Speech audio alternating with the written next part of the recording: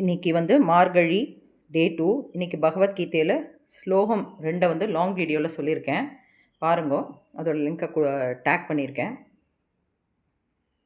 இன்னைக்கான நேவேத்தியம், மார்கழி 2ஆம் நாளுக்கான நேவேத்தியம் எலுமிச்சை சாதம், ரெட் அவல், ஸ்வீட் புட்டு, லெமன் ரைஸும் ரெட் அவல் ஸ்வீட் புட்டும் தான் இன்னைக்கு 2ஆம் நாளுக்கான நேவேத்தியம்.